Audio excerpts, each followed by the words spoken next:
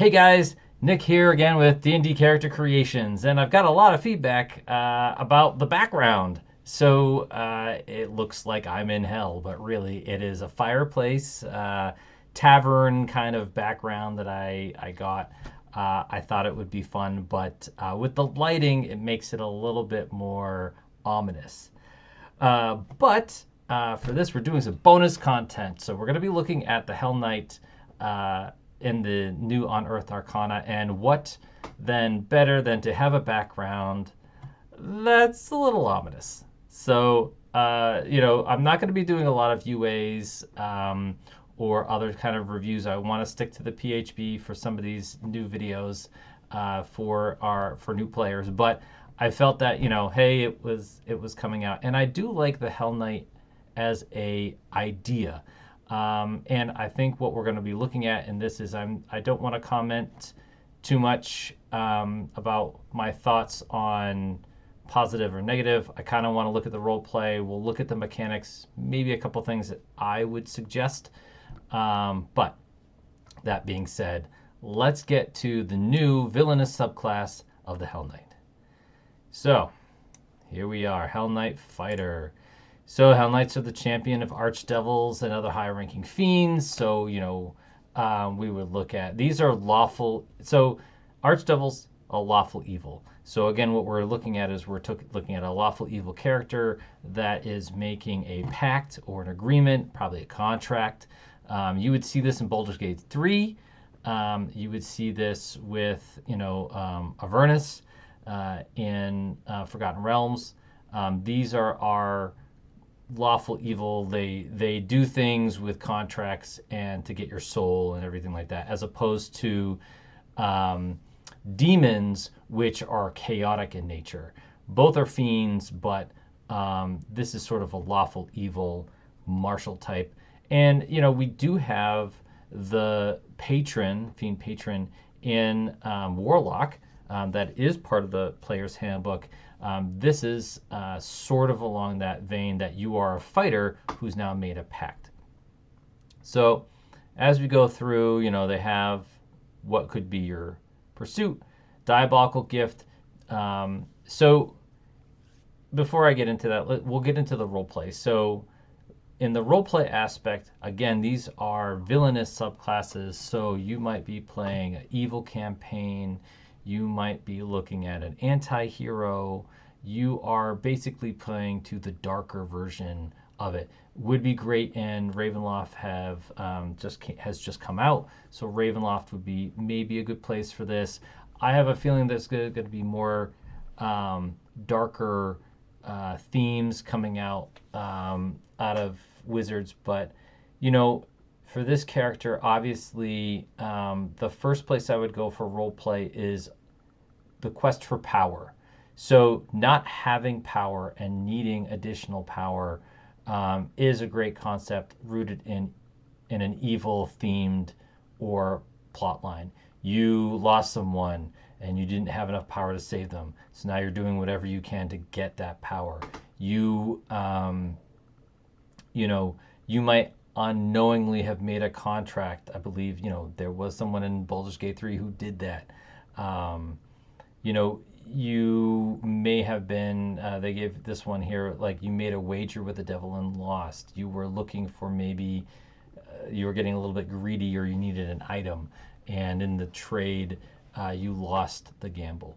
So again, we're looking at this theme of pacts or transactional agreements. And so, like, when we think about that kind of a character,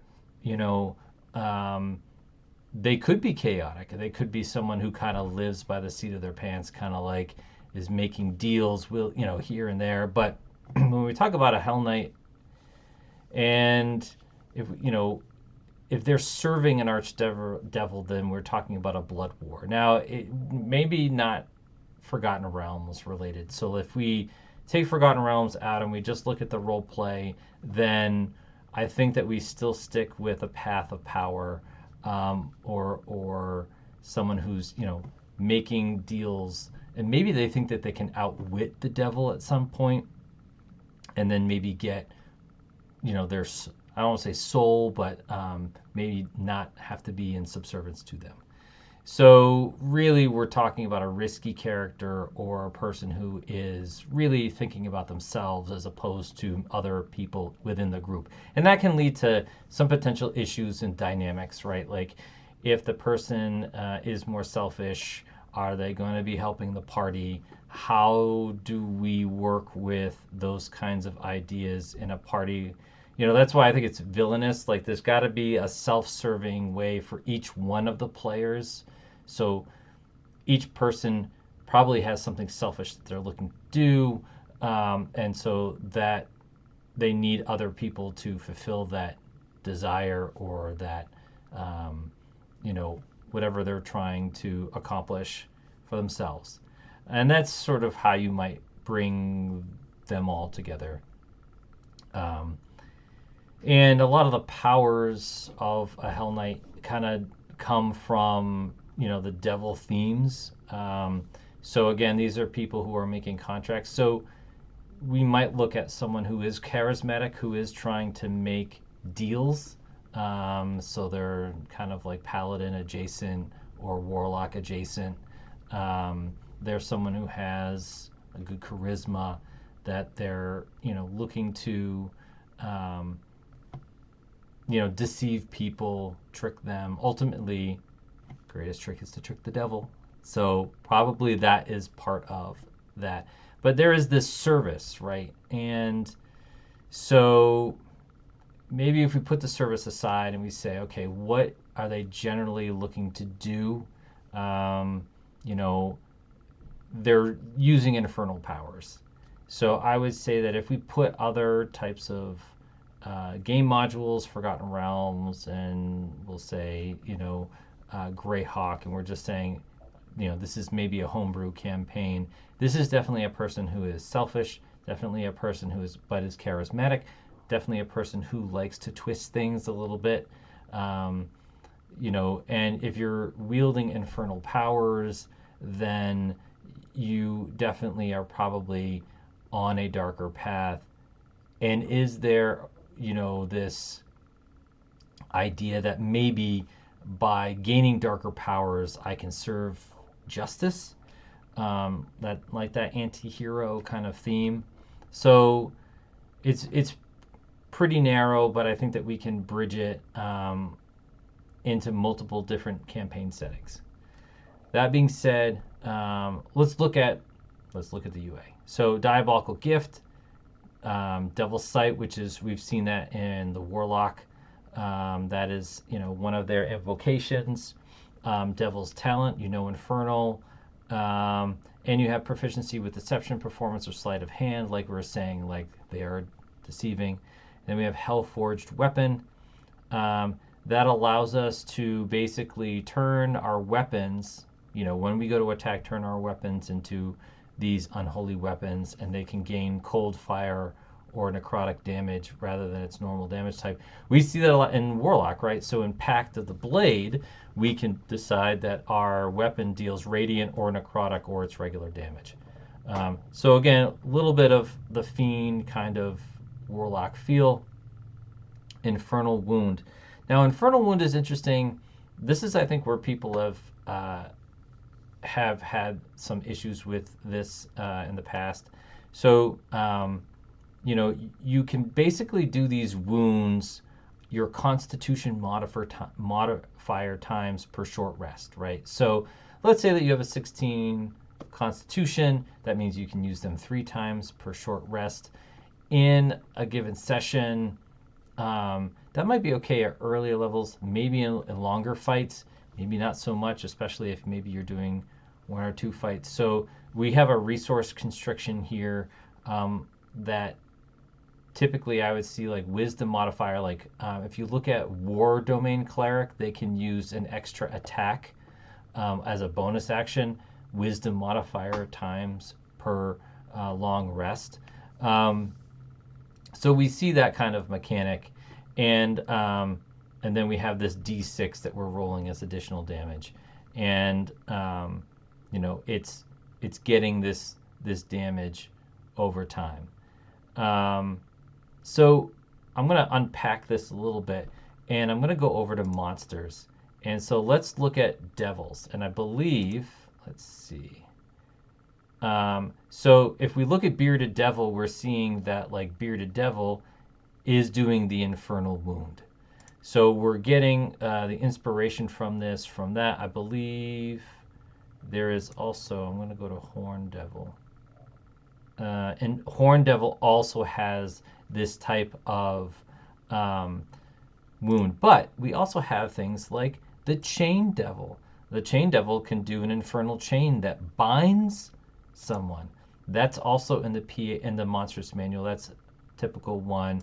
We have the Bone Devil. It's doing like a sting. We have the Barbed Devil, which is hurling flame, or doing a tail attack. So I feel like if we're doing the devil theme, right, so we don't need to just lay into wounds. We could look at using infernal chains. We could look at throwing barbs or fire, hurling flame. So I think that like if we look at like Arcane Archer, or if we look at the Psionic Warrior that I did before, there's more options than just infernal wounds. And I think that's where we want a class, we want things that have options. Like when we talked about the Psionic Warrior, we had options for flight and pushing and proning and movement. We could do things with the environment. There was a lot there. We shield our allies, we shield ourselves. There's a plethora of things that we could do.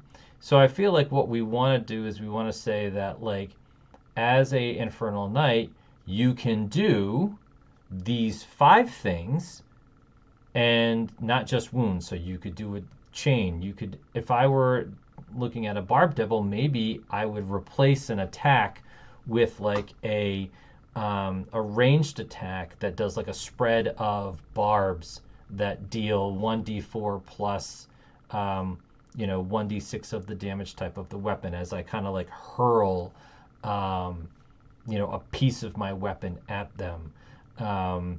Again, the chains kind of makes them bound. There was another one, this Harvester Devil, I think it was Compelling Contract, which was interesting, from Astarian's Book of Hungers, where like you could make them charmed until they took damage. So I feel like we want a little bit more options in regards to what we can do, because I think just wounds as themselves are okay. But, we want I think, a little bit more of what we can do with these powers. Advanced. So then we get, at level 7, we get advanced wounds. When you roll for your Infernal Wound die, you can apply one of the following effects, based on it. And it kind of does like this emanation. You can do some acid damage based on your Constitution modifier to enemies around it. People have force damage. And then we have this rhyme where they take cold damage and have issues. So like now we do a wound and it does an extra thing. All right. Then we have infernal equipment. When we can choose our armor and it gives us resistance to a damage type. And then we have a roll of our infernal wound die. You can treat a 1 as a 6 in regards to the devil's luck. Let's see. So, it's a little bit more. Again, I don't have anything about upgrading stuff. Looks good. Hellfire Surge. When you use your Action Surge while holding a Hellforged weapon, you erupt with Hellfire in a 20-foot emanation urging. Whenever a creature suffering an infernal wound starts its turn within the emanation, it takes damage equal to 2 rolls of your infernal die instead of 1. So, we're attacking a little bit more with our Action Surge. So now, like, we're doing at 10 we're doing we have 2 attacks and we're doing another 2 attacks. But at 11 we're doing 3 attacks and another 3 attacks, and we're doing we're doing a little bit more damage with our kind of fire aura.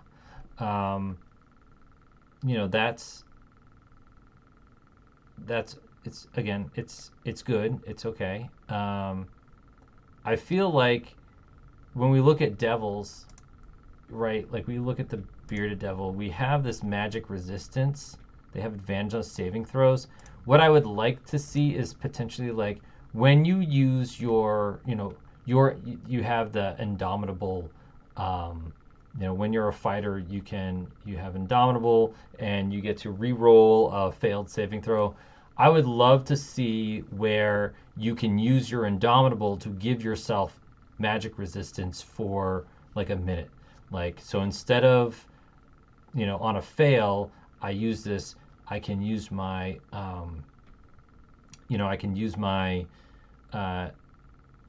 indomitable ahead of time to give me advantage.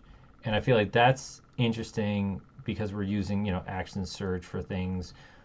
We could use our indomitable for things. These are resources that, if we don't fail a saving throw, we kind of don't use it. It gives us a little bit more usage of that when we don't need it. But then if we need it, we don't have it, right? So it's a decision, and that's good. It's good to have choices, and I think that's where we're going. At 15, when a creature within an infernal room hits you with an attack roll, you can take a reaction to roll your infernal die and reduce the damage taken by the number rolled.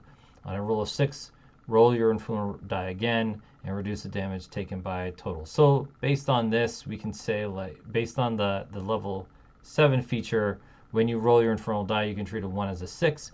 So if I roll a 1 or a 6, I can roll it again and reduce the damage again. Maximum of 3 rolls. So I roll a 6, I reduce it by 6, I can roll it again. I roll a 1, I treat a 1 as a 6, that's 12, and then I roll another 1. And potentially I could maximum reduce something by 18 points. In addition, if the attack is a critical hit, it becomes a normal hit. And that's pretty good. And then level 18, when you roll a 6 on your infernal wound die 3 or more times before the start of your next turn, you gain heroic inspiration. You can use your heroic inspiration in the following way. If a creature you see within 120 feet of you rolls a d20 for a d20 test, you can expend your heroic inspiration to force the target to re-roll. If the number rolled causes the target to succeed, you regain an expended use of your indomitable or second wind. If the number rolled causes the target to fail, you lose hit points equal to 3d. So it's a like, I can buff myself or I can hurt myself based on trying to change luck. And again, I would think that I would like this. It's about bargaining, right? But I would take it maybe in a different direction, and I would say, what if I expend a use of my action surge and I become, say, an infernal general? So I'm level 18. I think that at this point, maybe we use a pit fiend as part of our example of what our archetype is actually going towards.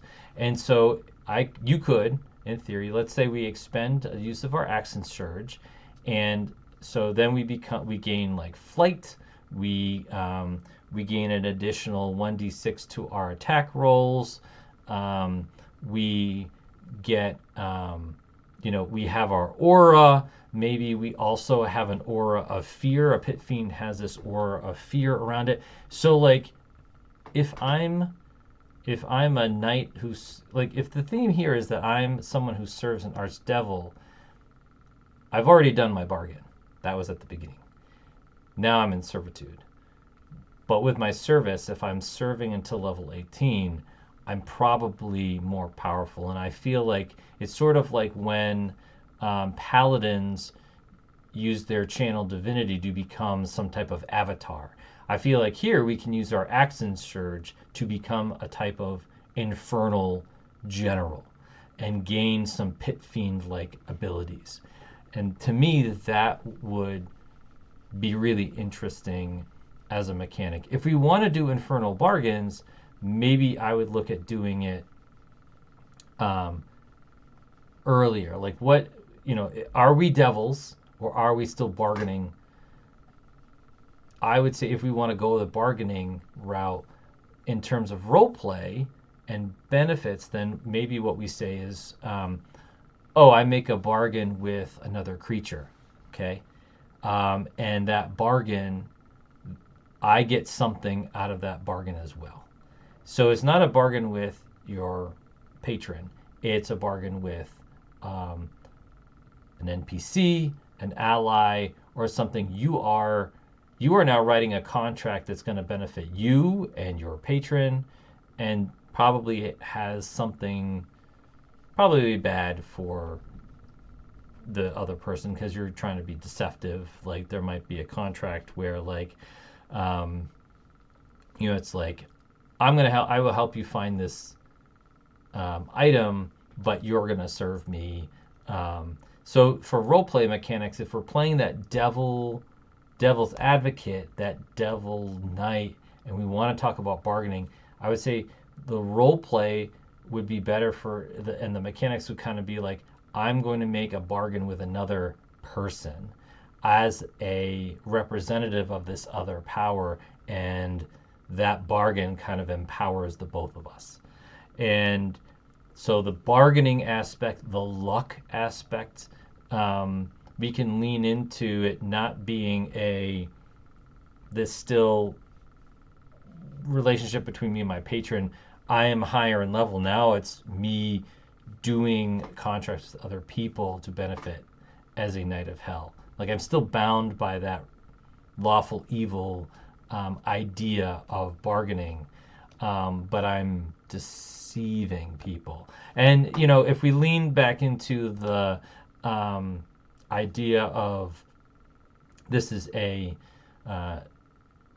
anti-hero, then they're making bargains with bad guys and probably deceiving them in the process. So, I love the idea of this Hell Knight. I feel like basically we can open up to different types of devil types. We should look at bargaining with NPCs as a sort of representative for the person that we serve. In non-Wizards of the Coast campaigns, we're looking at a person who is selfish, who is, kind of like the pinnacle of a lawful evil, like despot, who's using these infernal powers to control, and that's part of the bargaining and everything. So a lot of good stuff here. I would love to see a little bit more alignment with what we see in the Monstrous Manual, but that's sort of my take on the Hell Knight. I would love to see what you guys think about the Hell Knight and other Unearthed Arcana. Again, this is just bonus content. I'm just kind of like looking at it, kind of giving you my thoughts.